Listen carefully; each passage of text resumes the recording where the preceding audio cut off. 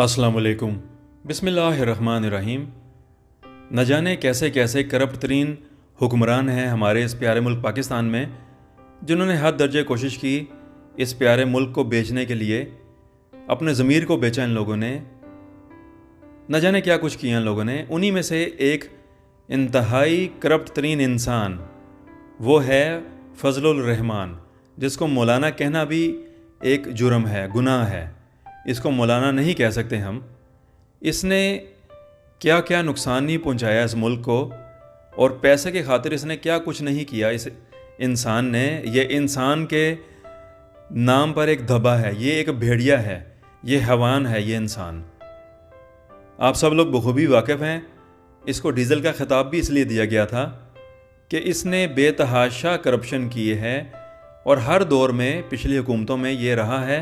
और इसने बेतहाशा माल बनाया और अपना जो है पेट भरने की कोशिश की, लेकिन इसका पेट कभी भी नहीं भरेगा और ये ज़लील ही रहेगा। ये कोशिश करता रहेगा, अभी भी कोशिश कर रहा है कि मैं सदर बन जाऊं, लेकिन कभी नहीं बनेगा। इसका ख्वाब कभी भी पूरा नहीं होगा।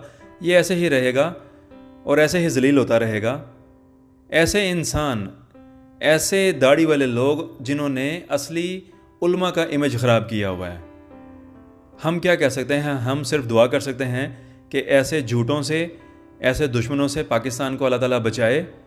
आप देखिएगा कि अब भी इसको मुंह की खानी पड़ी। तहरीक अदम एतमाद में नाकामी पर अब भी ये जलील और रुस्वा हुआ है, और इंशाल्लाह होता रहेगा, और जलालत इसका मुकद्दर है। अल्लाह ताला बचाए हमारे प्यारे मुल्क को ऐसे ही झूठे लोगों से। ये हमारा एक छोटा सा पैगाम था आप लोगों के लिए कि ऐसे दाढ़ी वाले लोग जो ख़ुद को आलिम बनाए फिरते हैं, इस मुल्क के लिए एक नासूर हैं, और इनका ख़ात्मा होना चाहिए। इंशाल्लाह बहुत जल्द इनका अंजाम होगा। इंतज़ार कीजिएगा नए वीडियो का। अस्सलाम वालेकुम वरहमतुल्लाहि वबरकातुहू। उर्दू TV 22 को लाइक और सब्सक्राइब कीजिएगा और सबको बताइएगा। शुक्रिया।